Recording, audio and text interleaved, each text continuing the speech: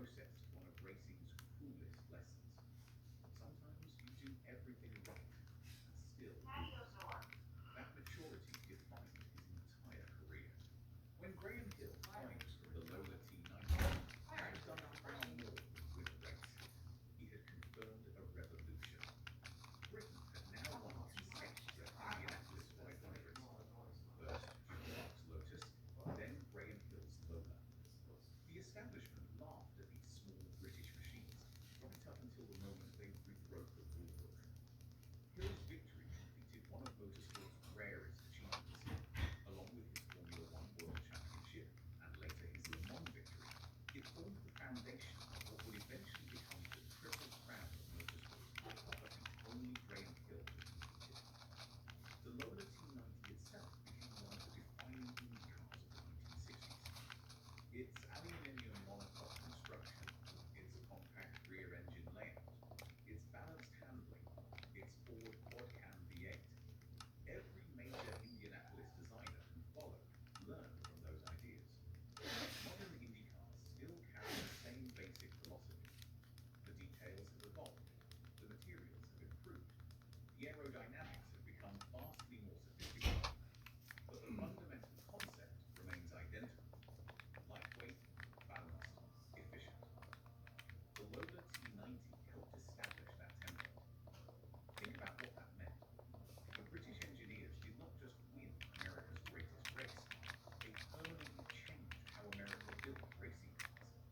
That is a far bigger achievement than a single trophy. Eric Rourke never received the celebrity status of Colin Chapman. His name rarely appears in casual conversation about racing legends. Lola cars continued building customer racing cars, rather than chasing headliners with factory teams. But his influence shaped decades of motorsports. That matters more than fame. They called the British cars flimsy. Then they watched them win back-to-back Indianapolis 500s. They laughed at the Lola, right up until the moment it conquered the brickyard. No front-engine roadster ever truly recovered its dominance after this era. The future belongs to rear-engine machines, and the Lola T90 stands as one of the cars that helped make that future inevitable. The revolution was complete. American racing had been transformed by British intelligence, European engineering, and drivers who understood that speed alone never wins 500 miles. Consistency does, intelligence does, preparation does. The Lola T90 embodied all three. If this changed how you think about Indianapolis and British racing history, subscribe. More coming soon.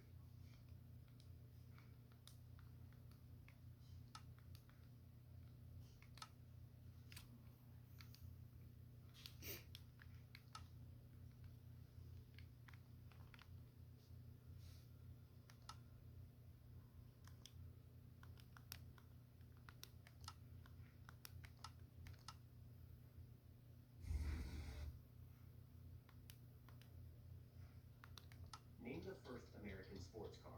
Go ahead, say it out loud. If the word that came to your mind was Corvette, you are not alone, and you are also completely wrong.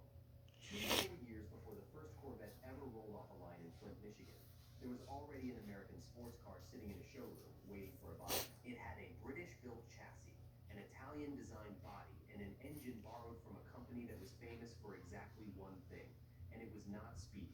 It was station wagons and refrigerators. Today, almost nobody remembers this car existed, but the handful of people who do own one, and I promise you, none of them are in a hurry to sell. Stick around. Because by the end of this video, you're going to know a story that most car historians get wrong, most YouTube videos skip entirely, and most Corvette owners have never once heard. And trust me, the ending of this story is stranger than anything you're expecting right now. Let's set the record straight before we go any further, because I know some of you are already typing angry comments. If you walked into a car dealership in the spring of 1951 and asked about the low, two-seat roadster parked in the corner, the salesman himself might have struggled to explain what it was. This was a brand that built sturdy, sensible, forgettable cars for sturdy, sensible, forgettable families. And there, parked right between the sedans and the wagons, sat a genuine sports car, wearing the exact same badge. That car was called the Nash Healey, and to be precise about it, it was the first true sports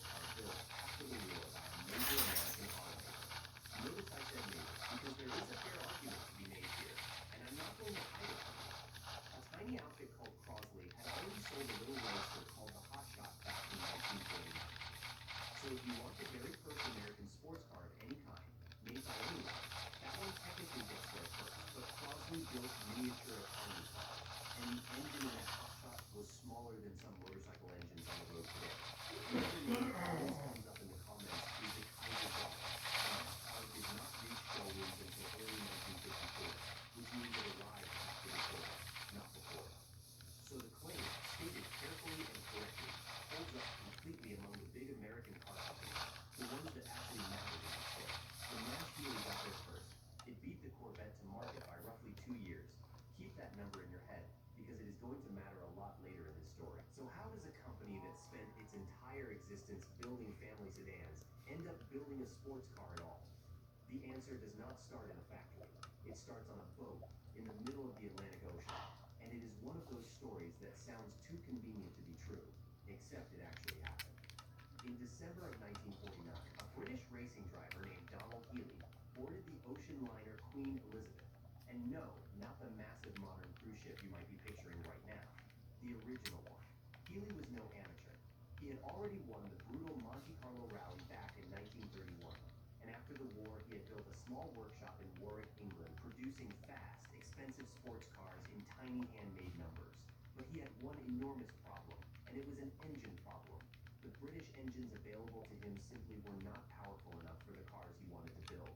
So he was sailing across the ocean with one goal in mind: to convince Cadillac to sell him their brand new Fate. A strong, modern American engine that could have transformed everything he made. It was a smart plan. It completely fell apart. Cadillac was busy, tied up with their own production demands, and they turned him down flat. Healey's entire trip should have ended there as a failure, but somewhere out on that crossing, something happened that nobody could have planned. Healey struck up a conversation with a fellow passenger, a large, friendly American businessman who happened to be fiddling with a stereo camera. That businessman turned out to be George Mason, the president of Nash. Now here's where you need to lean in, because this next part is the moment the entire story hinges on. The exact words those two men